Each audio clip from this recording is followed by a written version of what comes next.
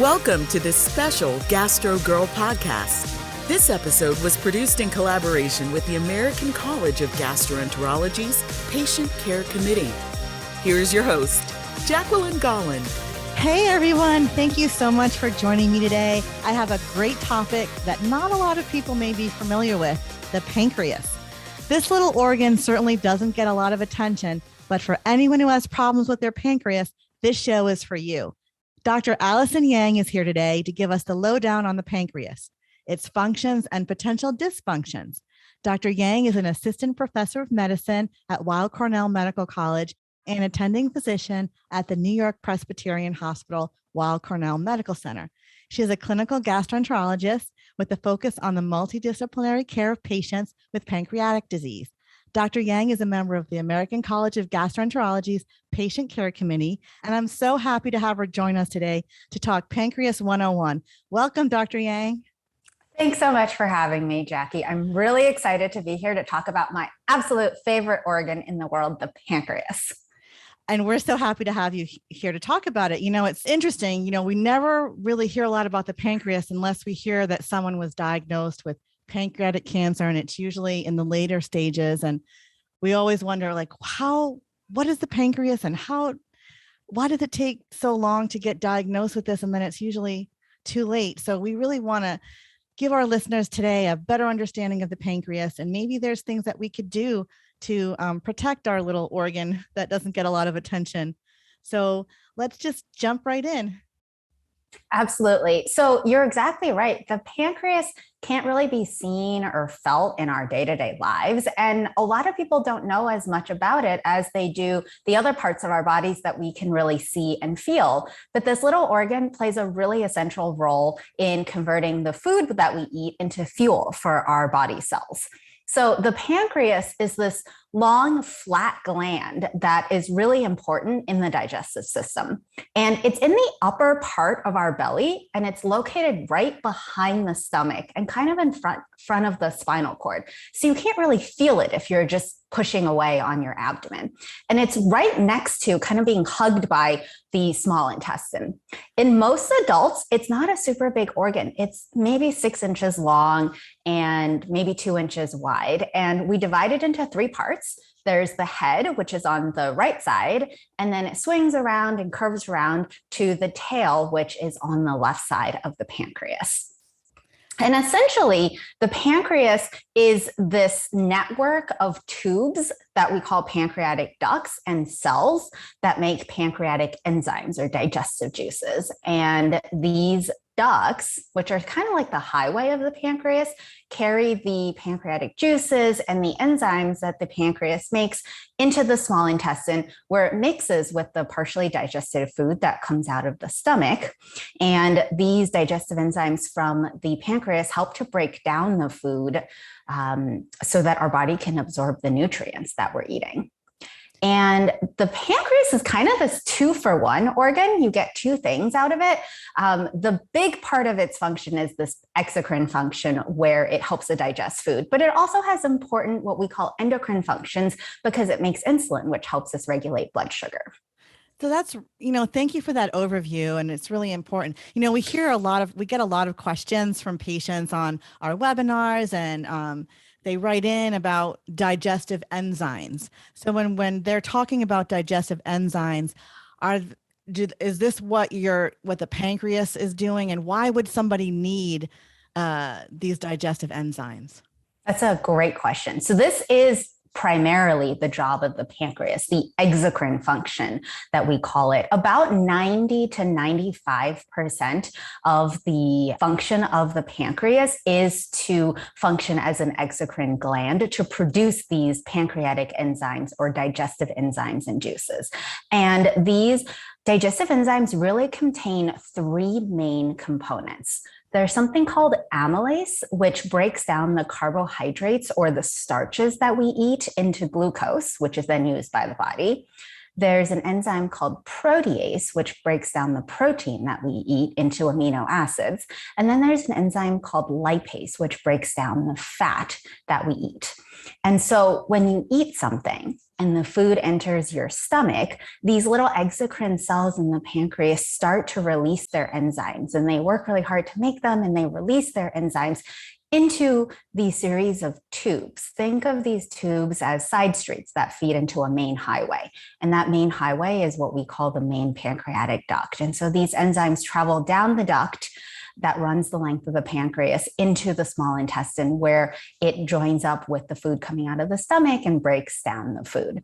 And so it's really important to have these enzymes, because if your pancreas isn't working, or if you're not getting these digestive enzymes, or if there's a blockage somewhere along these ducts or tubes and these enzymes aren't getting into the small intestine, then it's really hard for our body to break down the food that we're eating. That's interesting. And it makes a lot of sense. So if the body can't break down fats or carbohydrates, does that have a role in either weight gain or weight loss? Absolutely. So when the body can't break down the foods that we're eating, primarily the fat is the first thing that we see. It can cause people to lose weight really quickly because we're not absorbing these nutrients from the food that we're eating.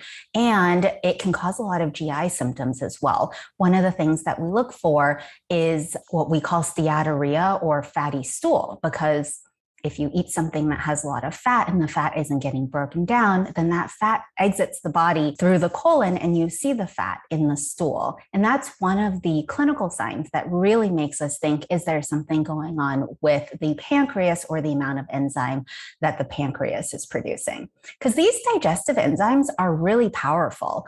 You only need a little bit of them to digest a lot of food. So they work really efficiently. That's a good point, because a lot of people may think they need these enzymes because there's, marketing and misinformation out there. So what is your, what insight would you provide or guidance to those listening about, just going to the store, going to Whole Foods or another place, or ordering it online and getting digestive enzymes, and they may not need them? That's a good point. So the digestive enzymes that the pancreas produces are really powerful, like I said. So you don't need a huge amount of them to work. And actually, you don't need a huge amount of your pancreas to be working properly in order to be able to digest food. So we usually say that you only need about 10% of your pancreas to be functioning efficiently in order to be able to appropriately digest food. And all that is to say that most people don't need additional pancreatic enzymes. The ones that are available over the counter, online or in natural food stores are usually not concentrated or powerful enough to really help you break down the food if your pancreas is truly not functioning properly. And so this is where a gastroenterologist is really helpful, because we can test for how well the pancreas is working, and we can test for how well your pancreas is making enzymes. And if the pancreas truly isn't working, the prescription enzymes that we use to replace pancreas function are much more powerful and are much more likely to help patients feel better than the ones that are available over the counter. Dr. Ying, this is such great information. So my next question picks up off of what you just said. What are some of the maybe early signs? And I think you mentioned one with the stool and the fatty stool. What are some other signs that may, make a patient go, maybe I should talk to my doctor about this. It could be something wrong with my pancreas, but I should talk to him about this. Absolutely. Because the pancreas is this tiny little organ that's hidden really deep, it's pretty vague when it comes to signs and symptoms. And that's where it's really important, if you have any concerns at all, to reach out to a gastroenterologist. And it may be helpful to reach out to someone who specializes in the pancreas, just so it's on their radar. The most common symptoms we see are fatty stool. So by that, we mean when you're going to the bathroom and you see droplets of oil in the toilet after you've gone to the bathroom, that's a concern that your body's maybe not breaking down oil well enough, or the fats that you're eating well enough. Diarrhea is a really common symptom. So if suddenly you're having a lot of really loose stools or really watery stools, that makes us concerned that maybe the pancreas is not working as well as it should be. And then the other symptoms can be really nonspecific. So bloating is a common one that we hear from patients who have pancreatic insufficiency. Sometimes it's just vague upper abdominal pain, or even nausea and vomiting can be signs that the pancreas is not working correctly. Well, thank you for that information. And, it's interesting also that a lot of the symptoms that you mentioned could mirror in other GI conditions. So I can't agree with you more about get to your gastroenterologist or make an appointment if there's anything that may not seem right. Exactly. What you're experiencing. There's a lot of overlap between pancreatic insufficiency symptoms or pancreas symptoms with other things like irritable bowel or bile acid diarrhea or other symptoms that may not be related to the pancreas. And that's where it's really important to tease out, is there something going on with the pancreas? And if so, to really try and treat it early, because we do want to prevent this from progressing, because we do worry if you're not absorbing nutrients that you might be at risk for malnutrition and other vitamin deficiencies. That's a great point and an important point. My next question is, if a patient goes to their gastroenterologist, what can they expect in terms of how would you test for this pancreatic insufficiency? What could they expect to go through or to experience? We always say to listen to the patient, because the patient will give you all the answers that you need. So any good visit always starts with a really good history and physical. And the things that we want to know about in the history are, have there been any issues with the pancreas in the past? Have you had pancreatitis? Have you ever been hospitalized for pancreatic diseases? What is the pain pattern that you're experiencing? What other symptoms do you have? Diarrhea, nausea, vomiting? And we're also really interested in patterns and any correlations you might have observed. Are there any specific foods that seem to trigger these symptoms? Are there any categories of foods that reliably trigger these symptoms? And how often do you have these symptoms? Is it every day, every other day, less frequent, more frequent? And then we also want to know about your family history. Is there any family history of pancreatitis or pancreatic cancer? Because that might change the calculation a little bit in what your particular risk factors are. After we do a history, we always want to do a really good physical exam, and we're going to look at your abdomen, palpate or feel your abdomen to see if you have any pain, look for any yellowing of the eyes or the skin. And in terms of blood work, we often will check your blood counts, your liver function, because the liver is right next to the pancreas. We can check for a pancreatic enzyme called the lipase in the blood, which checks for active inflammation in the pancreas.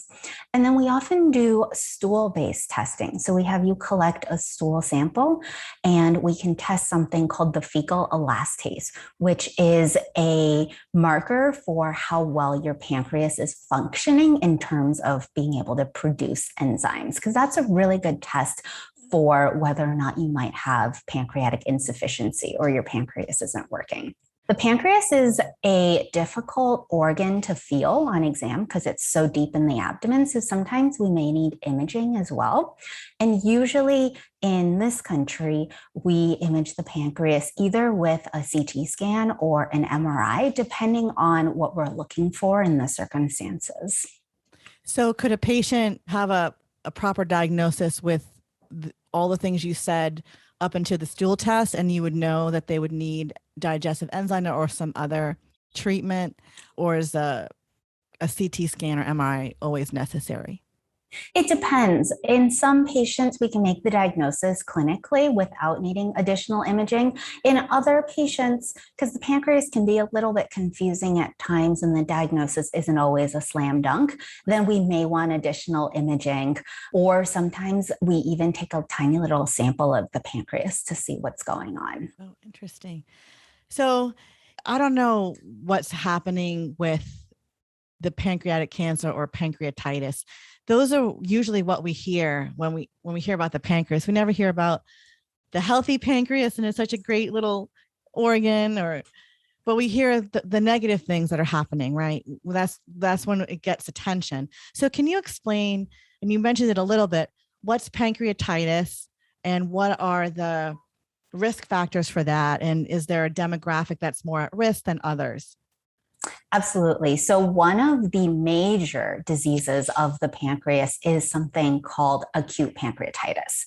So if you recall those enzymes that we talked about before that the pancreas makes to help digest food, these little enzymes are really powerful. So normally they're wrapped in a protective layer to keep them inactive until they're released outside of the pancreas. So they only become active when they come into contact with partially digested food in the small intestine. In acute pancreatitis, these enzymes get activated before they leave the pancreas. And because they're so powerful, they start to attack and digest the pancreatic tissue itself, which causes really intense inflammation of the pancreas. And so clinically, this is characterized by really intense abdominal pain, usually in the upper abdomen, and sometimes radiating through or moving towards the back. And it's usually located between the belly button and the bottom of the rib cage or the chest. And the pain is usually quite severe to the point that you really need to present to the hospital for pain control because of how severe the pain is. Some people also have nausea, vomiting, and occasionally they'll have a fever or feel kind of flu-like symptoms, but pain is really the hallmark feature of acute pancreatitis. And it's pain that almost always requires hospital level care because that's how intense the pain is. Oh, wow. So what are the risk factors, and is there a demographic that is more likely to suffer from that condition? So in this country, the most common things that cause acute pancreatitis are really heavy alcohol use and gallstones. So anything that predisposes you to gallstones is going to slightly increase the risk of getting acute pancreatitis. And we usually think that the risk factors for gallstones are being female, being slightly overweight, and being fertile. So really a woman of childbearing age is at risk for gallstones. Heavy alcohol use is a really big risk factor for acute pancreatitis as well. So anybody who's drinking significant amounts of alcohol is going to be at risk for developing acute pancreatitis. And when that happens, it usually requires emergency room care, and we diagnose it based on some combination of symptoms as well as blood tests to measure that pancreatic enzyme, the lipase in the blood. And occasionally we do imaging to take a look at the pancreas via CT scan. You can see the swelling and the inflammation in and around the pancreas on a CT scan. Oh, wow. Dr. Yang, how would pancreatitis be treated? Is there a special diet? Are there special therapeutic drugs that a patient would be put on? Absolutely. So the cornerstone of treatment for acute pancreatitis has been significant amounts of IV fluids, because we know that giving you lots and lots of fluids through an IV really helps the body fight the inflammation. We usually give pain control through the IV as well because the pain is so severe. Usually it requires IV drugs to help control the pain. And then at the very beginning, we usually fast the patient, meaning we don't have you taking anything by mouth, not eating or drinking anything initially, just to let the pancreas cool down a little bit. But as soon as the pain is controlled, then we start letting patients have a low-fat diet. So the rationale behind a low-fat diet is because the pancreas makes enzymes to help digest fat. Anytime you eat fat, the pancreas has to work hard to make these enzymes. And so by limiting the amount of fat that you're taking in, it allows the pancreas to rest a little bit and recover, and for the swelling in the pancreas and the inflammation to go down. Oh, that makes sense. It makes total sense. So now I want to get into pancreatic cancer. Is pancreatitis a risk factor for pancreatic cancer, or is it something entirely different? Pancreatitis is definitely a risk factor for pancreatic cancer because any type of inflammation can slightly increase the risk of developing cancer. So in pancreatitis specifically, we worry about something called chronic pancreatitis, which can develop when you have recurrent or repeated episodes of this acute inflammation. And chronic pancreatitis is long-term inflammation and scarring of the pancreas, which leads to irreversible destruction of the pancreatic tissue. And this develops slowly over time from repeated insults to the pancreas and can slightly increase the risk of developing pancreatic cancer. There are other things that increase the risk for pancreatic cancer as well. Certainly, family history is really important here because we know that having a first-degree relative, so a parent, a sibling, or a child with pancreatic cancer can slightly increase your risk of developing pancreatic cancer. And sometimes, unfortunately, we never find a reason for why someone develops pancreatic cancer, and it's unfortunately bad luck. Yeah, and it's so sad because, just a neighbor of mine, her daughter, who's in her early 50s, just got diagnosed with pancreatic cancer, and she's undergoing treatment right now. And it's later stage. So can you explain, how are there any early signs to pancreatic cancer, and how, what can someone do to prevent it? Is it, with colorectal cancer, for instance, you get screened by a certain age. Is there something similar for pancreatic cancer?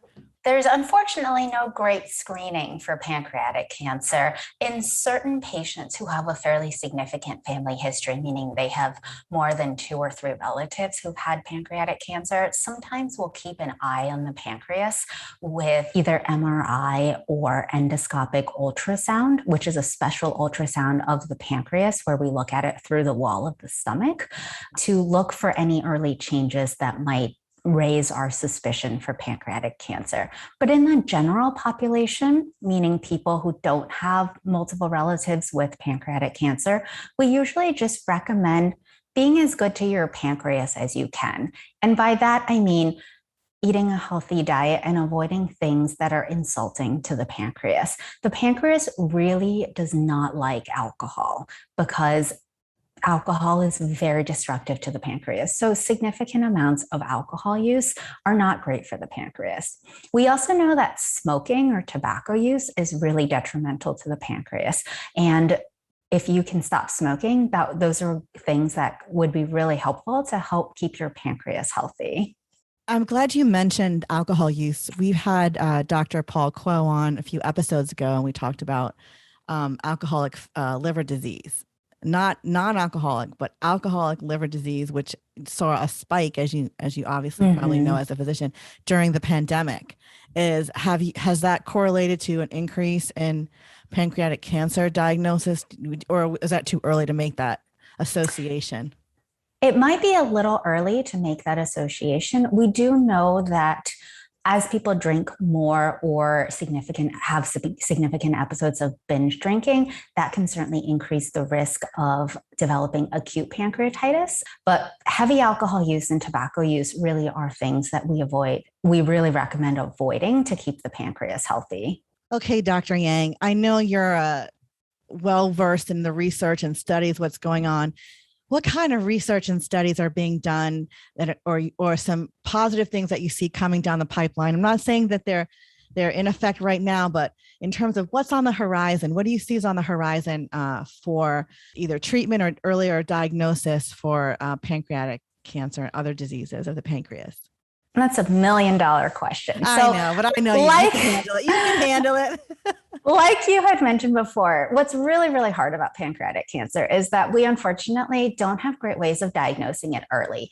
And so I do want to go back and touch on the signs of pancreatic cancer. Okay. So usually when people present in the later stages of pancreatic cancer, they come in with yellowing of the eyes or the skin. And that happens when the cancer in the pancreas has grown so large that it's obstructing the ducts in the area, the common bile duct and the pancreatic duct. And so that's usually pretty advanced. Earlier than that, people may recall that they had some vague, non-specific abdominal pain or like a gnawing sensation in the upper abdomen or bloating. Sometimes it's really just this sensation of discomfort. It's like a queasiness in the upper abdomen. We think that pancreatic cancer tends to affect older adults. And so it's often not on the radar in younger patients, but I think it's important to just always keep it on the radar because unfortunately, you never know who's at risk. So any new or unusual symptom, I think always warrants a workup. In terms of what's on the horizon, certainly we are all very, very interested in looking at markers in the blood that may give us early signs of pancreatic cancer, because the hope is that if you catch it early enough, you can do surgery and remove the cancer with the goal of curing the cancer so that it doesn't come back. So I think blood markers for pancreatic cancer are certainly very interesting. There's newer developments called what are called liquid biopsies, meaning you're biopsying the blood in a way to look for combinations of markers that may predict pancreatic cancer. There are also really interesting imaging-based studies starting to look at changes in the fat and the muscle that may happen many, many years before a diagnosis of pancreatic cancer. And I think that has the potential in the right patient population to perhaps identify people who may be more at risk, who we need to watch really closely. The other thing that we are noticing as the use of CT imaging and MR imaging becomes more prevalent is that we're picking up more cysts in the pancreas. And so cysts are just little fluid-filled sacs in the pancreas that are usually picked up incidentally. And what that means is you get the CT for something completely unrelated, whether it's pain or they're looking at your liver or your kidneys, and they happen to pick up this tiny little cyst in the pancreas. And we care about these pancreatic cysts because we know a very, very small percentage of these cysts go on to develop into pancreatic cancer, or they may increase your risk of developing pancreatic cancer elsewhere in the pancreas. And so what most of us who research pancreas and pancreatic cysts want to know is how can we predict which cyst is going to turn into badness? And how do we know which cyst is just there and never going to cause any problems? Because the practice now is we watch all cysts all the time because we just never want to miss that one that's going to turn into something problematic. And so I think my hope for future research is to really be able to identify the characteristics of these cysts that we're finding more and more because we're doing more CTs to know which ones are going to be a problem and which ones aren't. Because I see a lot of patients with pancreatic cysts that have been picked up incidentally. And I think it's really hard not to get worried when an ER doctor usually tells you, oh, by the way, you have this thing on your pancreas. And so I think it would be really reassuring to be able to better predict which of these cysts are going to be a problem in the future so that we can provide better reassurance and care to all of our patients. That's really fascinating because not all cysts are created equal, right? Like polyps. Exactly. Not all cysts are created equal. And the vast majority of cysts are probably not that bad. But because we don't know which one's going to be this negative culprit somewhere, we really don't want to miss any. And so we keep a pretty close eye on all cysts that we find. And I think, so especially in a younger patient, so if you're in your 30s or 40s and someone tells you that you have a pancreatic cyst, it's hard to think about, well, what am I going to do with the cysts for the next 40 years of my life? So I think it's helpful to meet with someone who specializes in the pancreas and really talk through, well, what is the true risk of this particular cyst and how do we monitor it, and balancing close monitoring without perseverating or driving yourself crazy thinking about the cyst all the time. Now, this may be too granular to get into with the cysts, but is it something that you could biopsy and then kind of see, like, do they have different fluids, different cell makeup around the cyst? And is that what when you do research, is that what you're kind of following and kind of like learning about the different components of the cyst? And then absolutely. That's it. I think it's interesting. It's really super interesting. Yeah. So because the pancreas is right behind the stomach, we can do an endoscopic ultrasound where we go down the mouth with a special camera at the end of a scope, and through the wall of the stomach, stick a tiny little needle into that cyst and draw out some of the fluid. And then we can look at the fluid both under a microscope to look at what the cells look like, and also send that fluid off for all sorts of molecular and genetic analysis to figure out is it a high risk cyst? Is it a medium risk cyst? Is it a low risk cyst? And that really helps us to determine how closely we need to keep an eye on these cysts. And in terms of research, that's what a lot of us are looking into. What are the different molecular and genetic markers in combination with blood markers and family history that we can use to build a predictive model? The goal would be to spit out a number at the end of here's how concerned we should be. And for the ones that we don't have to be super concerned about, then we can reassure people to say, this is not going to turn into anything. Don't worry about it.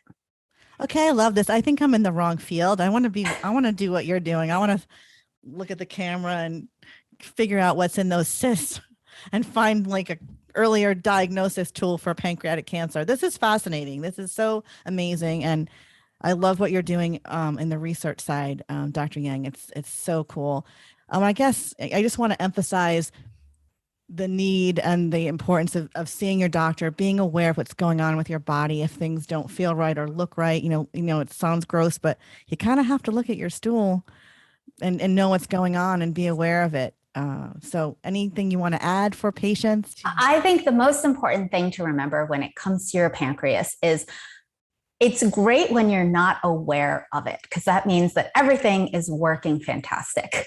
And so the things that you can do to help keep your pancreas healthy are to make sure you're eating a really healthy, balanced diet, high in fruits and vegetables, because fiber is good for the digestive system as a whole.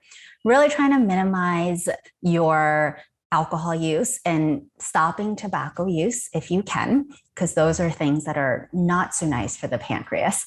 And any sign of a change, reach out to your doctor. And like Jackie said, it's kind of gross to look at the stool, but it's very helpful to look at the stool and to know things like, is there blood in the stool? Is there oil in the stool? How hard is the stool to flush down the toilet? We talk about this every single day. We look at pictures of stool every single day. Do not be embarrassed to talk to us about what your digestive system is doing or how it's functioning, because this is what we're here for. And we really want to help keep your digestive system healthy. Well, this has been so great, Dr. Yang. We're so happy that you spent time with us this afternoon, and we hope to have you on in the near future talking about any other topics that you're working on and you want to share with the patients. We really are so grateful to have you on, and thank you again. Thank you so much for having me. Thank you for listening to the Gastro Girl podcast. For more information and resources, please visit gastrogirl.com. Do you have a question for Gastro Girl? Please email podcast@gastrogirl.com. The information, opinions, and recommendations presented in the Gastro Girl podcast are not a substitute for medical advice from your healthcare professional. Please consult a licensed clinician in your state regarding all matters related to your health.